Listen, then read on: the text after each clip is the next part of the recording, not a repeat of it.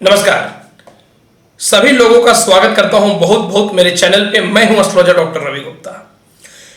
प्रिय दर्शकों, आज मैं आपको जो जानकारी देने वाला हूं कि अगर आप कहीं पे जमीन परचेज करते हैं अर्थात जमीन खरीदते हैं, भूखंड, तो आप किस प्रकार से यह समझ पाएंगे कि वह जमीन आपके लिए शुभ और लाभकारी है कि नहीं, वह जमीन आपके लिए श्रेष्ठम है कि नहीं।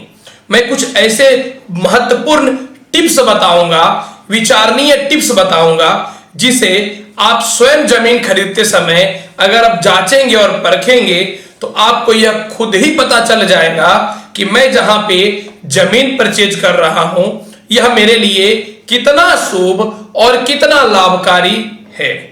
प्रिय दर्शकों, चलिए सबसे पहले कहीं भी जमीन लेने से पहले सबसे महत्वपूर्ण यह देखना पड़ता है कि जमीन जो है वह किस कुल का है।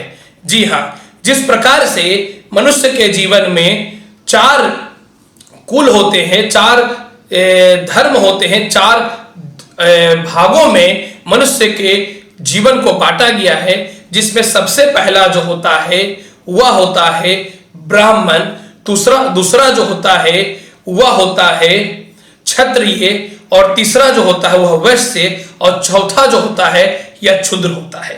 इसी प्रकार से जमीनों के भी कुल बांटे जाते हैं। अर्थात आप कहीं पे अगर जमीन लेने के लिए जाते हैं और वह जमीन लाल प्रतीत होता है उसकी मिट्टी, तो यह ब्राह्मण कुल का समझिए कि जमीन होता है जो बहुत ही शुभ होता है, लाभकारी होता है। और अगर लालिमा और पीला लिए हुए रहता है तो यह क्षत्रिय कुल की जमीन होती है, यह भी शुभ होता है और लाभकारी होता है।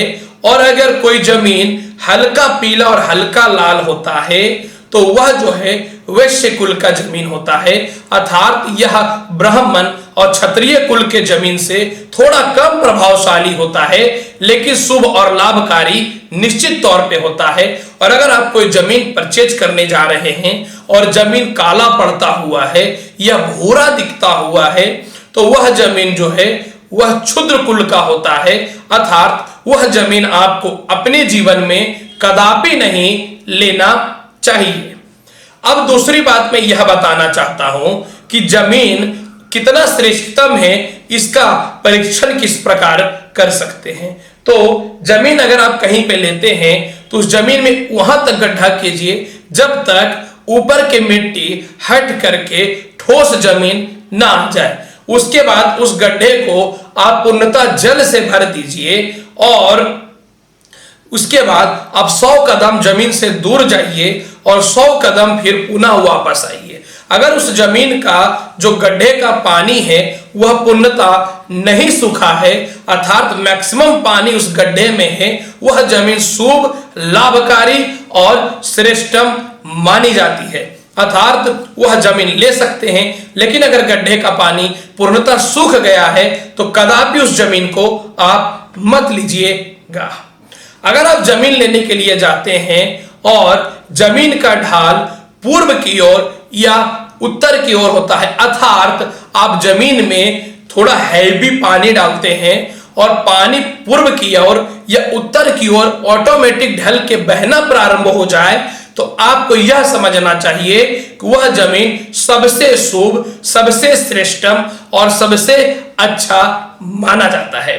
इसके अलावा जो है अगर आप जमीन लेने जाते हैं और जमीन के दक्षिण और पश्चिम का कोण नैऋत्य कोण की तरफ पहाड़ होता है या चट्टान होता है या ऊंचे कोई भी टीले होते हैं या उधर का जमीन ऊंचा होता है, तो यह जमीन अत्यधिक शुभ और अत्यधिक लाभकारी होता है। आपको कदापि यह जमीन नहीं छोड़ना चाहिए।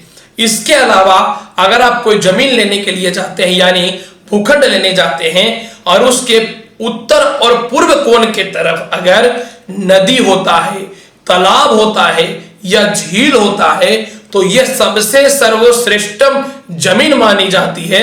इसमें कभी भी धन, वैभव और सुख की कमी नहीं होती है। भले ही जीवन में कितने भी परेशानियां आए, भले ही जीवन में नौकरी या व्यवसाय कमजोर हो। इसके अलावा मैं आपको यह भी बताना चाहता हूं, अगर आप जमीन लेना जाते हैं और जमीन के उत्तर और पश्चिम के तरफ कोई बड़ा गड्ढा होता है या फिर तालाब होता है या फिर जो है कचड़े फेंके जाते हैं बहुत ज्यादा उस ओर, तो कभी भी वह जमीन मत लीजिएगा। वह बहुत ही ज्यादा आपको नुकसान और जीवन में असफलता की ओर लेकर के जाता है। अब मैं आपको बताता हूं, अगर आप कोई जमीन खोदते हैं और वहां पे जो है ईंट निकलता है या फिर जो है रोड़े निकलते हैं या फिर जो है सुंदर रत्न निकलते हैं, जैसे कोई भी रंग बिरंगा पत्थर निकलता है, तो यह जमीन अत्यधिक शुभकारी होता है। उसमें घर बनाने के बाद या रहने के बाद उन्नति के रास्ते प्रारंभ हो जाते हैं। परंतु अगर आप कोई जमीन लेने के लिए जाते हैं, वहां पे हड्डी, कपाल, केस, कोयला या फिर जो है कोई भी इस प्रकार के धातुएं निकलती हैं जो शुभ नहीं होते हैं, खास करके एल्युमिनियम, तो उस स्थान पे कदापि नहीं रहना चाहिए। वह जमीन अत्यधिक शुभ नहीं होता है, अशुभ होता है, परेशानी, तनाव और टेंशन देता है, यह भी याद रखिएगा। या फिर अगर आप कोई जमीन लेते हैं और उस जमीन पे अत्यधिक दीमक निकलता है या फिर सांप निकलते हैं या बहुत सारे जो है बिल होते हैं जिसमें जानवर रहते हैं, बिल पाए जाते हैं, वह जमीन कदापि नहीं लेना चाहिए। वहां पे जो है आपको नकारात्मक शक्ति और जीवन में परेशानियों के सिवा कुछ प्राप्त नहीं होगा। प्रिय दर्शकों, अब मैं आपको लास्ट में बताता हूं, अगर आप अपने घर से निकल करके कोई भूखंड परचेज करने जाते हैं और उस भूखंड अर्थात उस जमीन में जाने के बाद आपको अपना फ्यूचर बहुत अच्छा दिखता है, मन प्रसन्न हो जाता है और आपको एकदम से लगता है मैं यहाँ पे घर बना करके अपना फैमिली बसर करूंगा, तो वह जमीन तुरंत लेनी चाहिए, वहां तुरंत घर बनवा करके रहना चाहिए ताकि तुरंत आपको जीवन में सफलता की प्राप्ति हो। प्रिय दर्शकों, आज मैंने आपको बताया कि जमीन लेते समय किस प्रकार की सावधानियां रखनी चाहिए। आगे की जानकारी मैं और नेक्स्ट वीडियो में देता रहूंगा। तब तक के लिए मेरे चैनल को लाइक करिए, शेयर करिए, सब्सक्राइब करिए। मेरे से पर्सनली एस्ट्रोलॉजिकल, वास्तु से रिलेटेड या हस्तरेखा से रिलेटेड जानकारी प्राप्त करना चाहते हैं, नंबर फ्लैश हो रहा है, आप अपॉइंटमेंट ले सकते हैं। आज लूंगा आपसे इजाजत। मैं हूं एस्ट्रोलॉजर डॉक्टर रवि गुप्ता। पुनः आप सभी लोगों को हमारी वीडियो की जानकारी देखने के लिए धन्यवाद। भगवान शिव की कृपा आप पे हमेशा बनी रहे, यही मैं कामना करता हूं। नमस्कार।